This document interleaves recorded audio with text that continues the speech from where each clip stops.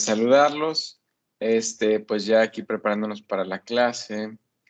Veo que ya hay bastantes personas conectadas, entonces, pues yo creo que podemos, comenzar. Muy bien, denme un segundo.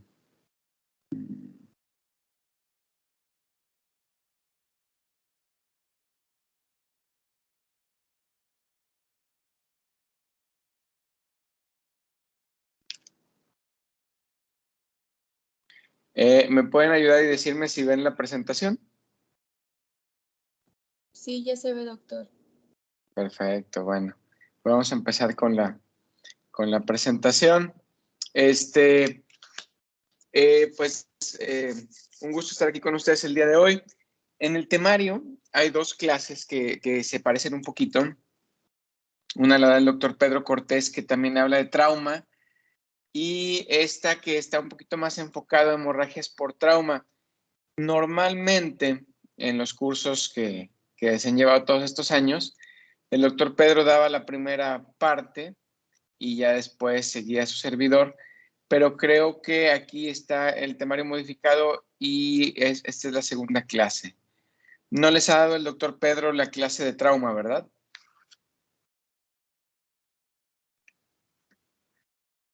¿Solo fue el doctor Daniel la pasada? ¿Sí estoy en lo correcto? Sí, solo en la pasada. Perfecto. Bueno, lo que pasa es que muchas veces se superponen muchos conceptos, pero por otro lado es importante que lo sepan. Entonces, bueno, pues si no los han visto, entonces los podemos empezar a ver aquí y así no es repetitivo. Muy bien. Pues entonces, el trauma. Neurocirugía es un temario complejo, ¿sí? Es un temario que pues tiene muchas enfermedades que si tú no estás en el área de las neurociencias vas a ver poco. Malformaciones arteriovenosas, fístulas, tumores cerebrales, que hay de 30, 40 tipos, y que realmente no, la verdad es que no nos llevamos como médicos generales o que vamos a encauzarnos a otras áreas, pues mucha información que vayamos a usar. Pero probablemente el trauma craneal es lo que más importa del temario de neurocirugía, tanto para su práctica como para sus exámenes, porque hay muchas preguntas que van a ver en el examen, pues aquí para pasar, en los exámenes para la residencia, etcétera, etcétera. Entonces, es una clase muy importante. El traumatismo craneoencefálico, digo ya a manera de introducción, pues es una de las causas primarias de muerte en general. En la producción, en la población productiva es de la primera causa de muerte. Y si bien esta estadística pues ya es viejita, pues lo que queremos mostrar es que es algo masivo, ¿no? En 1997 se estimaban 36,000 fallecimientos por accidentes, 74% en edad productiva, entonces el traumatismo craneoencefálico tiene un gran papel. Y por desgracia, y esto es algo multifactorial, por la velocidad en la atención, por pues el equipamiento de los hospitales, etcétera, etcétera, pues la mortalidad por trauma craneal es muy alta en nuestro país. En general es alta en el mundo, pero es más alta en nuestro país. Los mecanismos más frecuentes de lesión pues van a ser caídas y accidentes de tráfico en niños. Las caídas son muy importantes. En población económicamente activa son accidentes de tráfico y hoy en día, por desgracia, son heridas en situaciones de violencia. Y en los adultos mayores, pues nuevamente las caídas vuelven a ser relevantes, ¿no? Entonces, en la población activa son accidentes de tráfico y situaciones de violencia. Ahora, es muy importante tener una definición de traumatismo craneoencefálico. El traumatismo craneoencefálico lo definimos como la energía aplicada en el cráneo y su contenido, dando como resultado la lesión de esas estructuras. Recuerden esta definición. Hay varias fuerzas que pueden ser absorbidas por el cráneo. Son dos tipos principalmente. Las estáticas, donde la energía del trauma es aplicada directamente en el cráneo. Por ejemplo, una herida por proyectil de arma de fuego, donde la velocidad de la energía de la bala va a producir el daño. Y hay otro tipo de energías que se llaman dinámicas, donde la energía no se aplica directamente en el cráneo, pero se absorbe por este, como son principalmente los mecanismos de aceleración y desaceleración. Por ejemplo, un accidente automovilístico donde el carro va a a 80, 100 kilómetros por hora y de repente se impacta contra un tráiler detenido, bueno, esa desaceleración súbita va a ocasionar también mucho daño y muchas veces un daño hasta más severo que la energía estática. Entonces también es muy importante. El trauma y estas energías van a producir dos tipos de lesiones. La lesión primaria, que es la que sucede como resultado directo del traumatismo. Por ejemplo, si la herida por proyectil de arma de fuego destruye el lóbulo frontal. Bueno, es una lesión primaria. O si el cerebro se inflama por un golpe en la cabeza cuando un coche se vuelca en la autopista. Esa es una herida primaria. Mientras que la secundaria son lesiones que suceden posteriormente a la lesión primaria y que están relacionadas generalmente con la hipotensión y la hipoxia. Por ejemplo, el paciente que en la carretera sufrió un accidente, tuvo un trauma craneal, quedó inconsciente, pero aparte tarda 45 minutos en recibir atención y tarda 1 hora y media en llevar al hospital a que lo intuben. Entonces, todo esto nos va a ocasionar un aumento de la lesión cerebral asociados a la hipotensión y a la hipoxia.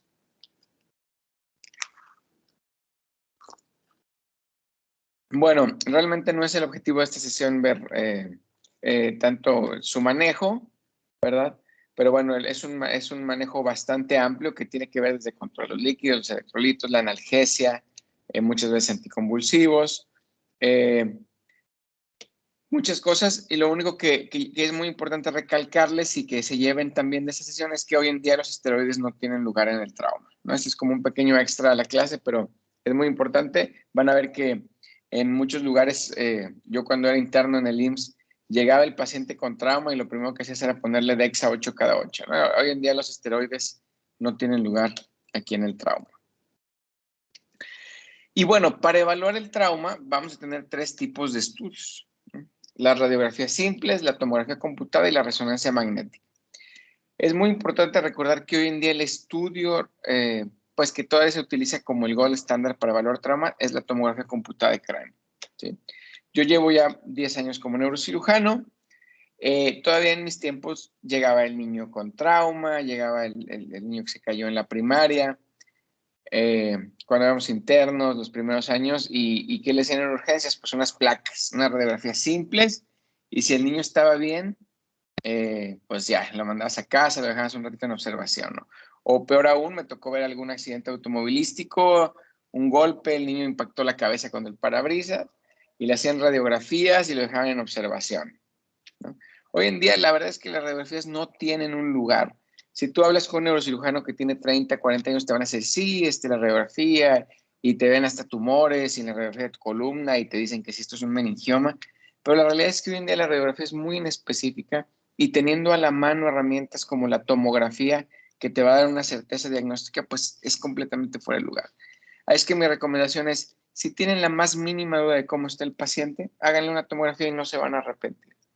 Que sí, en los adultos no pasa nada, en los niños, si hay artículos que dicen que más de 3 tomografías puede aumentarles discretamente el riesgo de tener un problema, algún tipo de cáncer, pues sí, pero eso es infinitamente superior a que el niño tenga un epidural, lo mandes a casa y llegue deteriorado con una pupila y va a quedar con secuelas.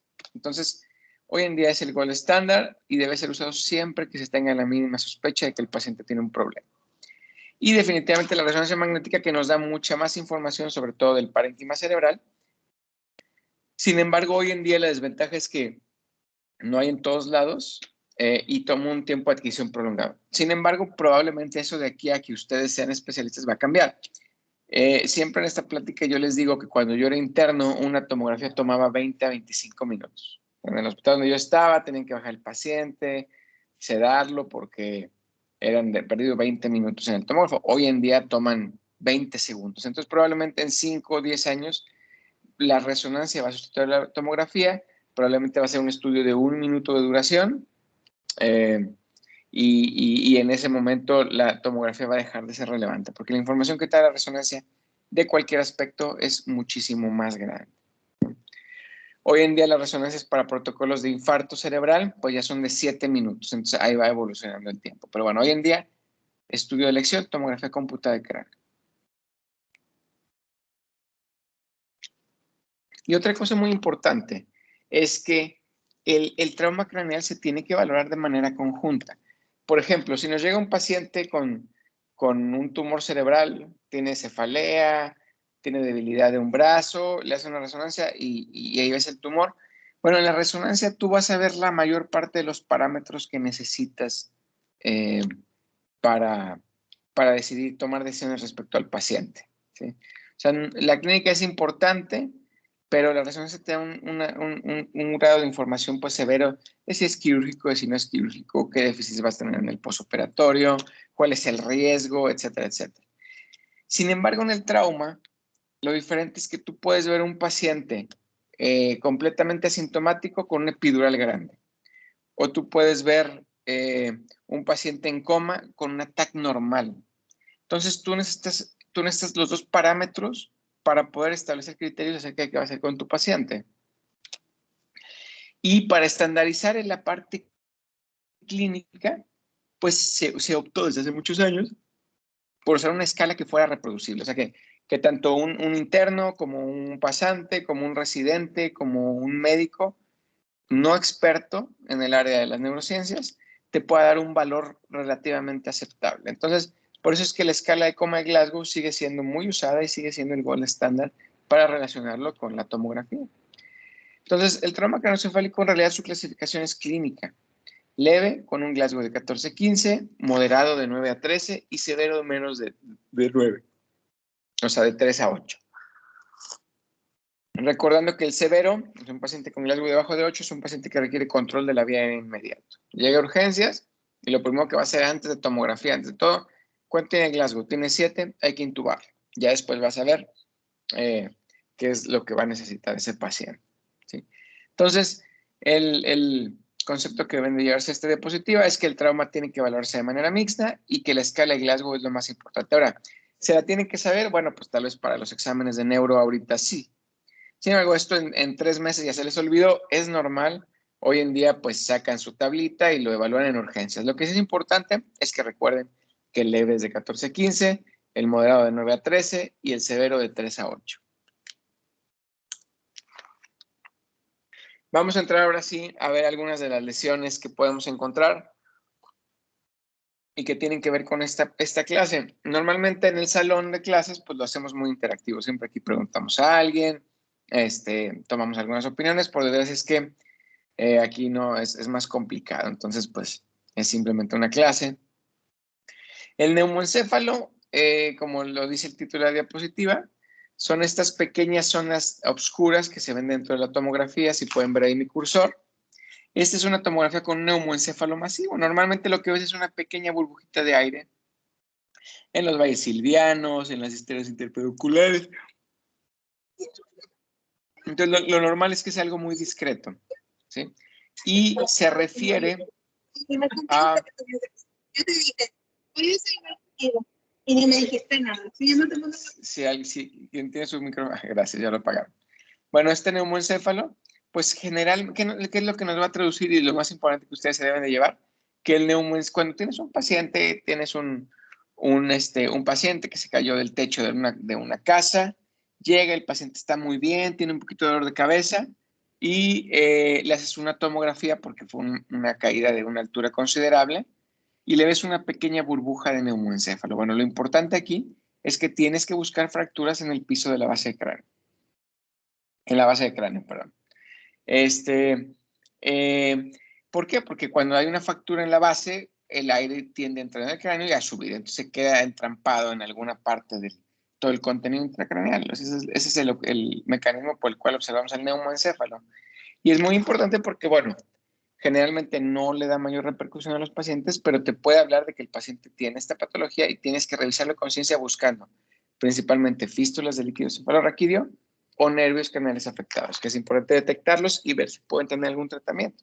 Por ejemplo, una fractura en el piso anterior de la base del cráneo puede pasar por el canal óptico y puedes tener un defecto visual, o puedes tener una oftalmoparesia, o puedes tener una parálisis facial, o puedes tener una hipoacusia, si se va por el hueso temporal, ¿no? Puedes tener una fístula de líquido cefalorraquídeo transnasal o transótica. Es muy importante detectarlo. El paciente puede estar muy bien, pero tiene un poquito de salida de líquido transnasal.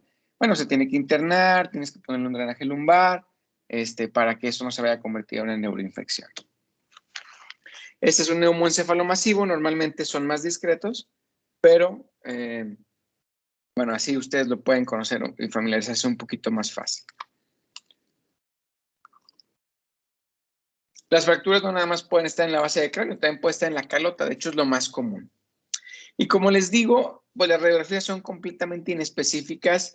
Fracturas pequeñas se confunden con suturas, fracturas grandes también hay mucha gente que se le escapan. Hay unas muy evidentes como esta que se ve aquí que cursa todo el hueso parietal. Sin embargo, pues hoy en día es mucho mejor la tomografía. Ahorita vean la diferencia de una tomografía, donde pues va a ser difícil que lo perdamos. Sin embargo, también en la tomografía se nos escapan. ¿Por qué? Porque a veces son suturas, nuevamente, mucho más difícil, pero se llegan a escapar. Entonces, como un tip, yo les recomiendo que si les llega un paciente de urgencia, si ustedes van a evaluar esa fractura de cráneo por una tomografía, siempre pedir reconstrucción 3D. Si les dan reconstrucción 3D, que es como esta que se ve abajo, esa fractura también es muy evidente. Pero bueno, en la reconstrucción 3D es casi imposible que se les vaya una fractura, porque ahí se les van a pintar, ahora sí que, pues con bolitas y palitos. Es muy, muy sencillo verla si piden siempre reconstrucción 3D. Y bueno, regresando a las fracturas, pues algunas pueden ser lineales, únicamente soluciones de continuidad en el cráneo, que es lo más común. Y otras son mucho más aparatosas como estas, ¿no? Que son las fracturas hundimiento. Las fracturas lineales generalmente no ocasionan problemas, generalmente solo el paciente tiene algo de cefalea. Las fracturas hundimiento son las que representan un peligro para el paciente porque nos habla de una mayor severidad y pueden acompañarse de lesión del parénquima cerebral, de hematomas asociados, de lesión neurológica por la compresión. Entonces, ¿cuál es el criterio para tratar las fracturas? Generalmente es el hundimiento. Y se considera que una fractura deprimida mayor a 7 milímetros es quirúrgica. O el otro tema que decimos es que si la tabla externa hundida sobrepasa la tabla interna no hundida. Ese es el otro criterio que usamos.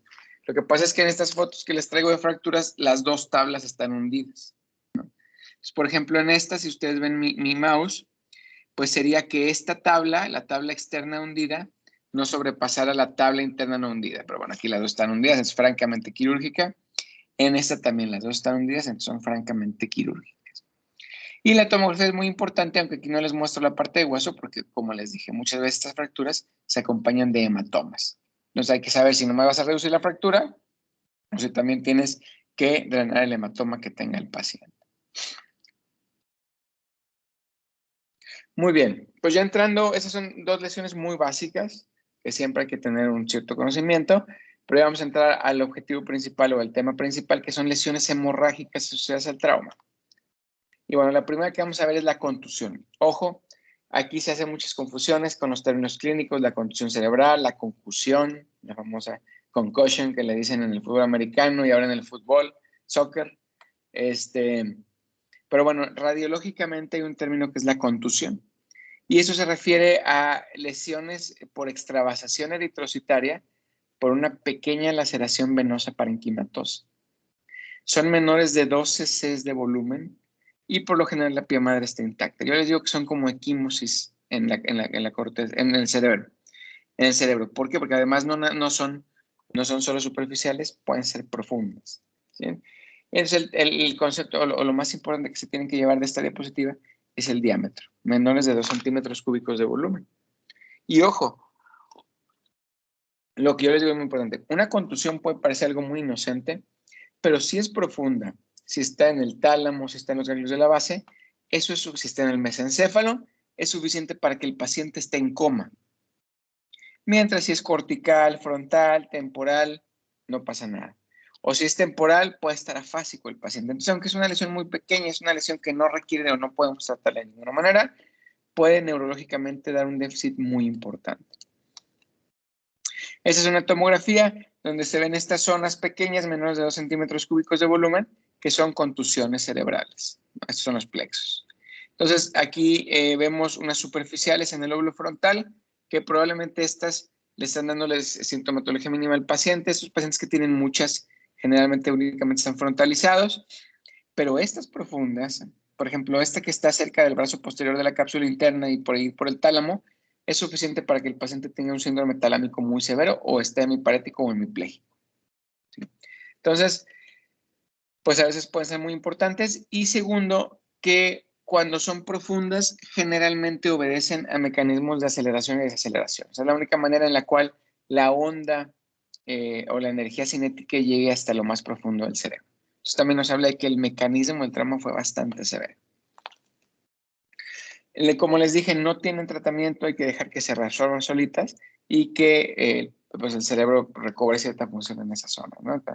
Bueno, no hay un tratamiento específico.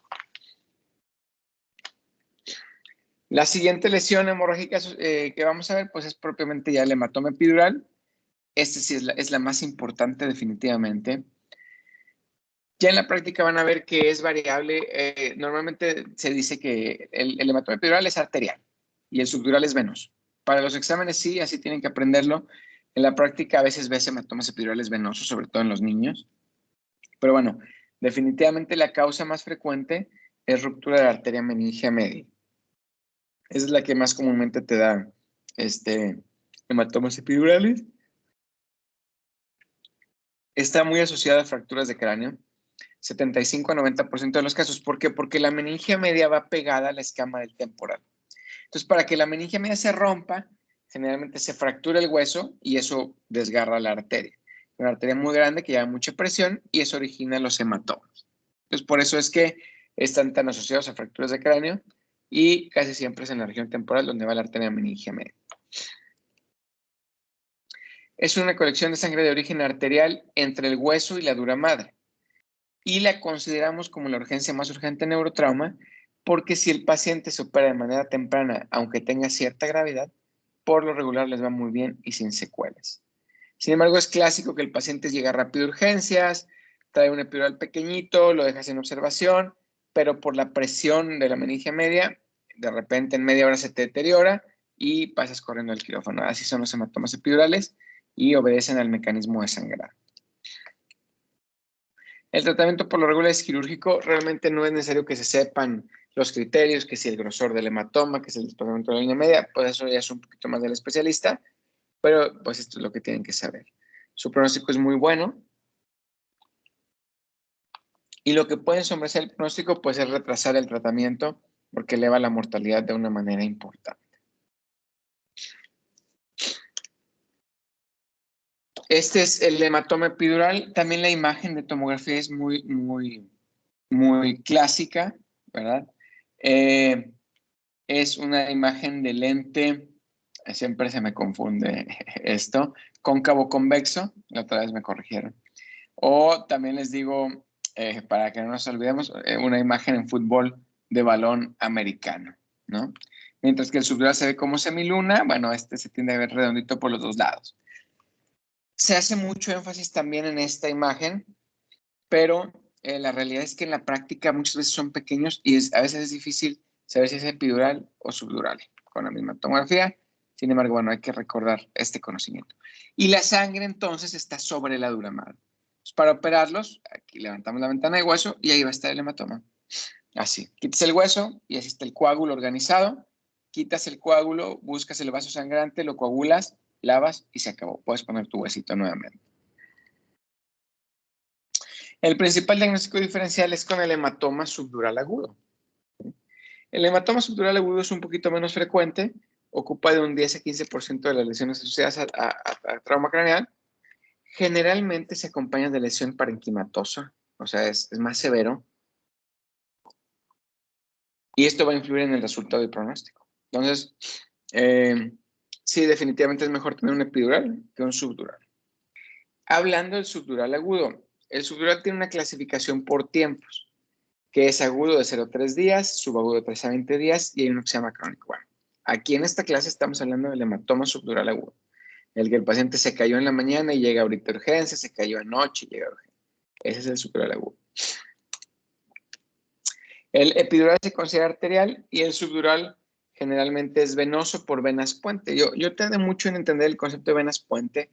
Realmente lo acabé de visualizar hasta que ya estaba en neurocirugía y que las ves, porque son venas que literalmente van de la corteza cerebral a la dura madre, en un sentido perpendicular, tal cual, por eso se llaman puente y son puente. Entonces, cuando el cerebro se agita mucho en un trauma, sobre todo se da en las personas mayores porque tienen más espacio, bueno, la vena se jala, se tracciona y se rompe. Y es lo que le ocasiona el hematoma, ¿sí?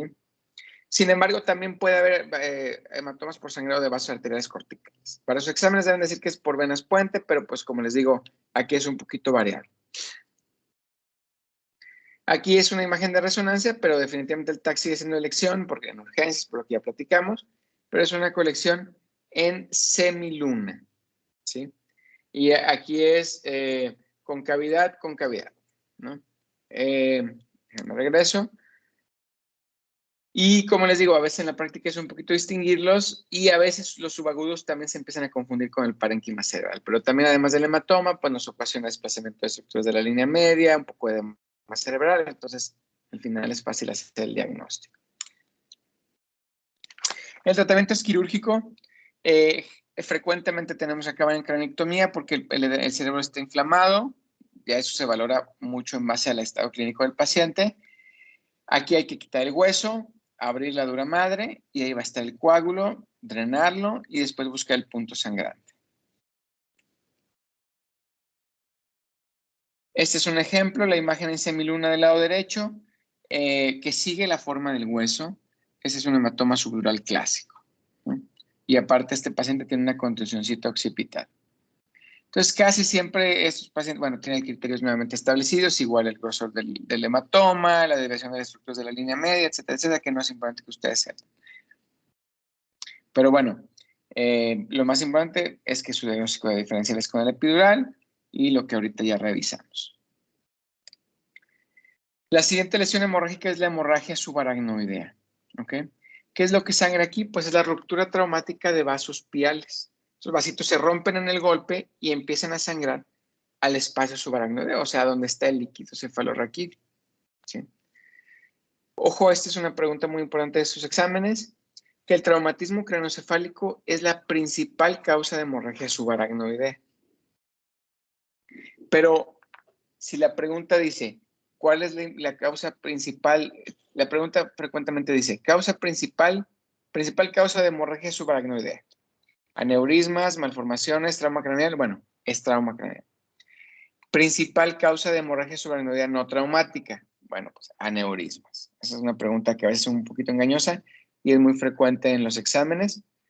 Entonces, muchas veces vemos el paciente que se cayó de 1 metro, 1,5 metros, llega con cefalea, le hace su tomografía y trae estas pequeñas zonas hiperdenses en los surcos. Bueno, pues este es una hemorragia subaracnoidea traumática. Generalmente no les pasa nada, solo van a tener algo de cefalea, los internos para manejo analgésico y es todo. Y estos pueden asociarse a veces el paciente, generalmente pacientes de edad avanzada, se caen, tienen una hemorragia subaracnoidea, se van a su casa y al mes, 2 meses llegan con hidrocefalia. Bueno, estos casos pueden asociarse a hidrocefalia comunicante subaguda. No hay mucho más que decir, el tratamiento es únicamente analgésico. La siguiente lesión hemorrágica pues es el hematoma intracerebral parenquimatoso. Es una colección hemática dentro del parénquima. Son mayores a 2 centímetros cúbicos de volumen, por eso lo diferencias de la contusión. Es muy común en los hemisferios cerebrales frontales, en los hemisferios cerebrales. Los lóbulos más comunes son frontales y temporales. Pueden ser múltiples. Y el tratamiento quirúrgico depende del estado clínico del paciente. Muchas veces no le dan una clínica importante. Entonces, la verdad es que los hematomas parenquimatosos traumáticos tratamos de no drenarlos a menos de que sean muy importantes. Es común que resangren. Por ejemplo, en esta tomografía en el frontal derecho, pues este es un hematoma. Este está en un límite entre contusión y hematoma, pero este es un hematoma frontal derecho. Como les digo, dependiendo si el paciente está deteriorado, pues no hay otra que drenarlo. Si no, pues los dejas evolucionar. Estas lesiones las van a ver en otras clases con el doctor Pedro, el daño axonal difuso, del que platicamos un poquito. Ya no me voy a meter en esto para no ganarle y que después le digan que es repetido y que ya lo vieron, como luego me dicen a mí. Les voy a enseñar nada más 2 ejemplos ya para terminar la clase. Como les platico, esto normalmente lo hacemos muy interactivo, pero bueno, aquí yo lo doy todo. Un niño de 11 meses de edad, lactante, motivo de consulta, trauma craneoencefálico. Su historia clínica, no le dan caso a la fecha, pero un día antes sufre al mediodía caída de los brazos de su mamá.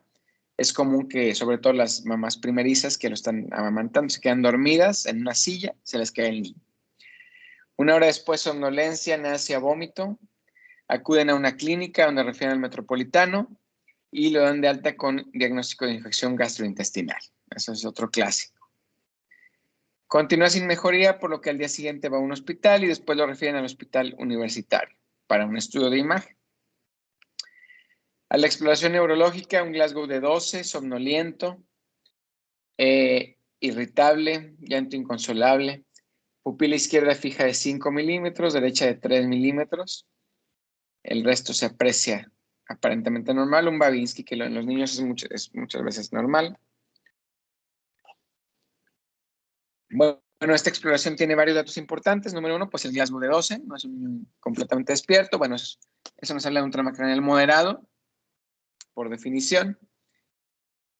En los niños es difícil de valorar. Es común que vemos el niño que se cayó de la cama. Se cae de la cama a las 3 de la mañana y los papás llegan a las 5 bien asustados a urgencias porque el niño lleva 4 vómitos. Entonces ya le hablan al neurocirujano, vas a las 5:30 de la mañana, así, todavía medio dormido, y el niño te lo encuentras, pues que la mamá lo está amamantando, dormidito, o sea, tomando su leche, muy tranquilito, ¿no? Uno de los principales datos a tomar en cuenta en los niños es la irritabilidad. Otras veces llegas y el niño que tiene, que lo está tratando de alimentar la mamá y está llore y llore, no acepta el biberón o el seno materno, llore y llore muy irritable. Bueno, ese es uno de los datos más importantes para saber que tú tienes que ponerle atención al niño. Los niños, su centro de vómito es muy sensible, entonces se pegan y por lo general vomitan, no pasa nada, ¿no? La irritabilidad es un dato más importante. Sin embargo, bueno, este caso pues ya tenía una anisocoria, que es todavía mucho más importante, es un dato localizador, entonces eso nos obliga a revisar el lado izquierdo del cerebro y pues definitivamente requiere una tomografía. Y bueno, aquí está la tomografía, una imagen en balón de fútbol americano del lado izquierdo, cóncavo convexo, pues muy clásica para un hematoma epidural, el cual ocasiona desplazamiento de las estructuras de la línea media, pues hematoma epidural clásico severo. Vean la extensión del hematoma epidural. Y bueno, aquí está el pre y el post. Vean cómo pues se levantó el cráneo, el hueso, se drenó el hematoma, todo regresa a su lugar. Si se opera en tiempo, generalmente el paciente le va muy bien y no tiene ningún tipo de secuelas. Pre y post. Muy bien, les voy a enseñar una imagen de otro paciente. Mujer de 69 años, ama de casa, motivo de consulta, trauma craneal. La historia clínica, saliendo del metro, intenta cruzar la calle y es atropellada por el microbús. Ese es otro clásico. El microbús está muy alto, los pacientes van despacio, sobre todo gente de edad avanzada, y se le ocurre atravesarse justo por abajo, enfrente del microbús, donde no se ve por parte del conductor, están tan cerca de la punta del microbús, le dan y se atropellan a la persona. Trauma craneoencefálico con inconsciencia sin recuperación, vómitos en la zona inmediatamente y va a la Cruz Verde por ella. Llega a urgencias con un Glasgow de 7 puntos, pupilas de 3 milímetros con respuesta lenta a la luz. Localiza con el hemicuerpo derecho hemiparética izquierda. Hiperreflexia izquierda, Babinski izquierda. Entonces, por Glasgow es un trauma craneal severo, 7 puntos. Lo que hay que hacer inmediatamente es el ABCD, control de la vía aérea, estabilización de su presión, de sus signos vitales, de su saturación de oxígeno, todo lo que es de respuesta rápida en urgencias. Y después va su tomografía. ¿Qué nos dice la exploración? Bueno, que la paciente está hemiparética izquierda, o sea, hay que revisar el hemisferio derecho. Probablemente ahí está el problema. el estudio de neuroimagen. En el hemisferio derecho vemos esta colección subdural. Es una imagen en semiluna. Más o menos tendrá unos 12-15 milímetros de espesor. Desvía de manera importante las estructuras de la línea media. Vemos su plexo coroideo calcificado. Es normal en esta edad. Lo más importante, pues, es la colección subdural tan notoria que, bueno, igual. Esta paciente tiene un Glasgow bajo, es un trauma severo. Generalmente aquí hacemos una ventana de hueso, drenamos el hematoma y un trauma craneal severo con un subdural lo dejamos sin hueso para que se pueda hinchar el cerebro y tolerar más fácilmente el edema que va a hacer esta paciente. Bien. Muy bien. Déjenme dejo de compartir.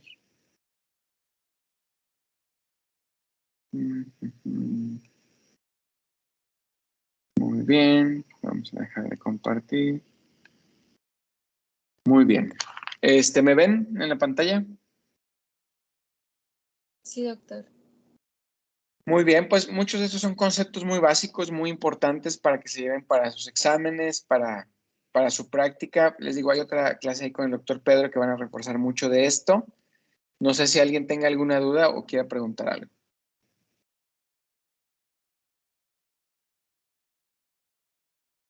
Yo, o sea, por sintomatología no se puede, o sea, por ejemplo, que el hematoma epidural dé un poquito más de síntomas que el subdural, o sea, tiene que ser por tacto. Es completamente independiente, o sea, tienes que enlazarlos. O sea, el Glasgow y la tomografía. Y como te digo, a veces traen Glasgow de 15 con un subdural grande. A veces traen Glasgow de 6 con un ataque normal. O sea, que no significa que el cerebro esté normal.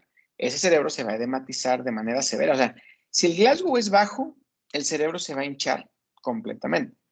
Pero el edema cerebral tiene una curva de subida donde llega a su pico máximo entre 48 y 72 horas posterior al trauma. Entonces, si el paciente se cayó hace 2 horas, tú puedes tener un TAC que se ve normal, aunque el paciente está en Glasgow de 6. Se va a inflamar, pero pues probablemente vas a ver eso en un estudio subsecuente.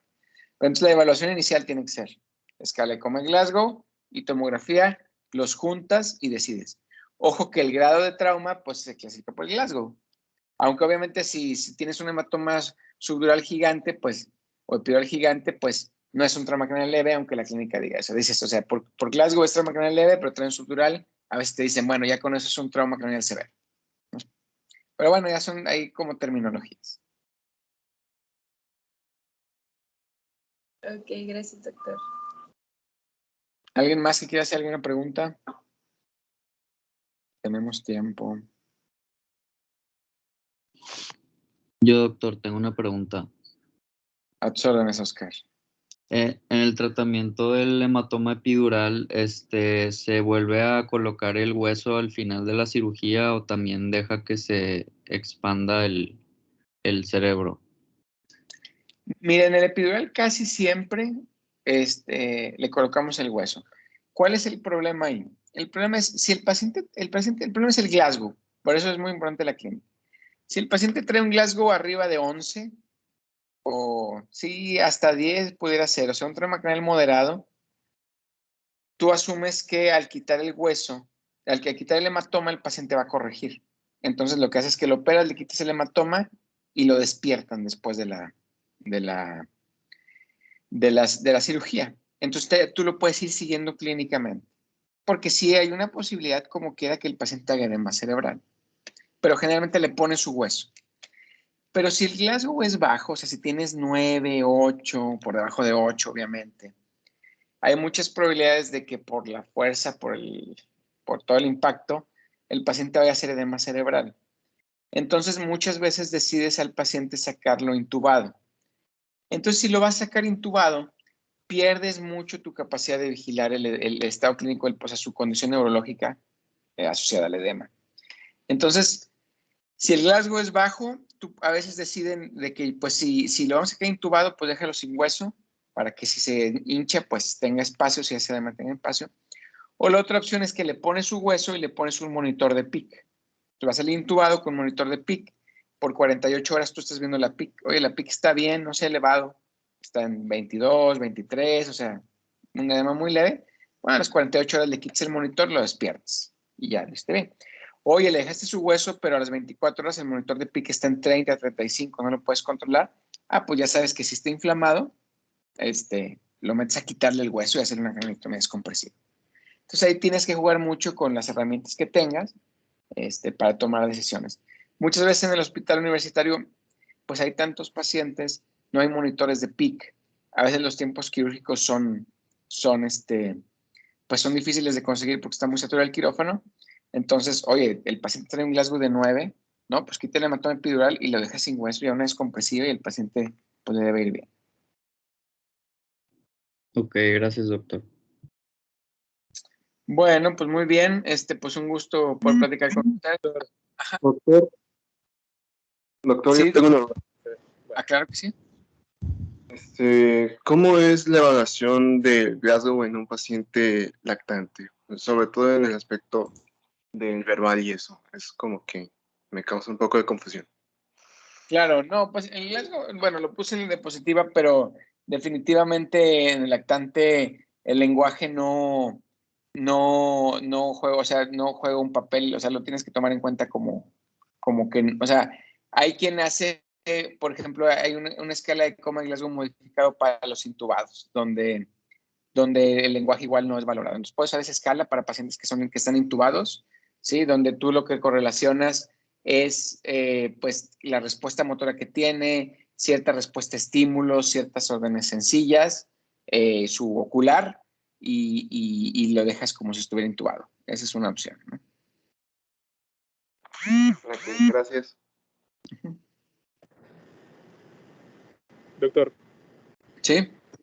Disculpe, en los pacientes que tienen traumatismos craneoencefálicos y que por lo general les extraen una porción del hueso, ¿qué sucede? O sea, los dejan los dejan sin hueso, porque bueno, en el hospital yo he visto pacientes que tienen así, pues un poco hundida lo que es el cráneo, ¿verdad? ¿Qué es lo que está pasando con esos pacientes? ¿Se quedan sin hueso?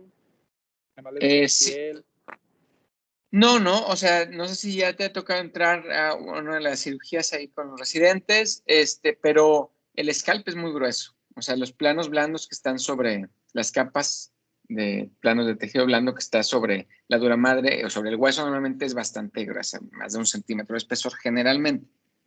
Entonces, cuando se quedan sin hueso, inicialmente se ve hinchado, después, como dices, se hunde. Pero bueno, el paciente pues funcionalmente siempre lo hace bien, pero sí en el trauma craneal a veces a las 2 semanas, incluso en hospitales privados, a veces antes de que se vaya de alta le pones su hueso. Oye, no se hinchó, ya está abajito el cerebro, le pones una placa. Antes el hueso se guardaba en el abdomen, ya casi no se hace. Antes se guardaba en el tejido adiposo del abdomen y después en otras cirugías lo sacabas de ahí y se lo volvías a poner. Pero ahora se pone generalmente una placa de metilmetacrilato, una placa de titanio, y ya, porque puede ser desde en el mismo internamiento, a veces 2 meses después, a veces se recomienda que sea antes de 6 meses, ¿sí? Pero por lo general no pasa nada. Muy bien, muchas gracias, doctor. Nayeli, ¿tienes una preocupación con ellos? Bueno, definitivamente. Yo he visto pacientes que, por ejemplo, un día me tocó ver un paciente que le gustaba tomar y se le pasaron las copas, se cayó sin hueso. Llegó hemipléjico porque se pegó en el área de la cranectomía con un hematoma. El paciente se quedó hemipléjico. O sea, es muy importante que se cuiden. Hay países donde incluso les dicen que es obligatorio que usen casco. La verdad es que aquí en México no, ni en el medio público ni privado, pero ahí donde tiene cranectomía tiene que tener un casco. Gracias, Sí, doctor. Nayeli, te vi por ahí, sí, a tus órdenes. Sí, doctor. Muy buenos días. Hola. Disculpe, bueno, ¿cómo saber en primera instancia si nos llega un paciente que tiene un traumatismo y pues tiene un Glasgow a lo mejor moderado? ¿Cómo saber si referirlo luego o todos lo referimos? Pues bueno, tampoco no se puede referir a todo el que llega con un golpe en la cabeza, no supongo. O sea, desde un rancho o algo así. Entonces, ¿cuál sería el el punto de cruce para decir, este sí lo mando. Claro. Mira, tiene mucho que ver, pues definitivamente, o sea, tú me estás hablando de un sitio donde no tengas tomografía, ¿no? Ese es un primer punto. Entonces, tiene mucho que ver el grado del trauma, o sea, y la cinemática. O sea, tú tienes un trauma craneal leve, o sea, si tu trauma craneal es leve, o sea, tienes de 13 a 15, ¿sí? O de 14, por ejemplo, las que manejan más bien es 14, 15, a mí es la que me gusta más. Para leve, tú tienes que, ese probablemente no tienes que referirlo, o sea, pero depende de la cinemática. Y bueno, va lo mismo. Oye, tú tienes un trauma craneal leve, llega el paciente en 14 puntos, pero se cayó de 2 pisos. No, ¿sabes qué? Refiérelo. Se cayó de 2 pisos y se pegó en la cabeza, aunque te lleguen 14 puntos, refiérelo. ¿Sí? Oye, fue un accidente automovilístico en la carretera, hay gente con herida de gravedad, pero este paciente trauma craneal y llega en 14 puntos, necesita una tomografía, a fuerzas. ¿Sí? Oye, el niño que se cayó de la cama, 50 centímetros, está en 15 puntos, pero llegó llorando porque tuvo vómito, bueno, puedes dejarlo en vigilancia. La verdad es que hoy en día, por desgracia, hacia donde va la medicina es que tienes que tener certeza en tus diagnósticos. Entonces, la mayor parte la tienes que referir. Pero bueno, si tú dices, ¿qué puedo aguantar? Pues generalmente los traumas craneales leves, cuya cinemática de trauma no sea de gravedad. Eso es. Todo lo demás, un trauma craneal moderado, tiene que tener una cinemática moderada, o sea, tiene que referirse.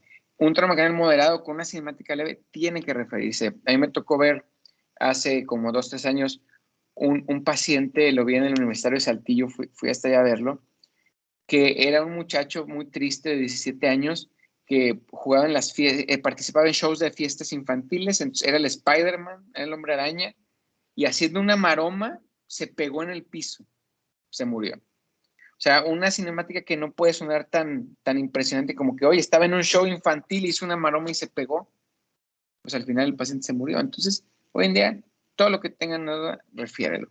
¿Qué puedes observar? Probablemente el trauma craneal leve con una cinemática leve. ¿Okay? Para fines prácticos. Gracias, doctor. ¿Alguien más? Por ahí vi más preguntas. Doctor, Uh-huh. ¿en qué situaciones podría un hematoma reabsorberse o ninguno se puede reabsorber para no dar un manejo de que ya invasivo? No, pues mira, hay criterios, sobre todo el grosor, o sea, cuando el hematoma es pequeño, generalmente menor a 10 milímetros y no te da desviaciones de la línea media o es muy pequeña y el paciente está bien, generalmente se deja en observación, se le hace una toma, hay que hacer un control a las 24 o 48 horas. Si no ha crecido, se sigue dejando, o sea, en observación, o sea, el paciente se va a echar 4 o 5 días internado para estar seguro de que no creció. Pero sí, generalmente el grosor del hematoma es importante. Hematomas pequeños se vigilan, si no crecen, no pasa nada. Gracias. Bueno, pues muy bien. Pues me gustó que preguntaran. Significa que pues vieron la clase y que pusieron atención. Van a llevar, como que les digo, hay otra clase del doctor Pedro de Trauma. Y pues muchas gracias y nos estamos viendo por ahí en el hospital. Esperemos que ya pronto sea más. Que tengan un buen fin de semana. Gracias, doctor, igualmente. Buen día a Gracias, todos. doctor. Gracias. Hasta luego.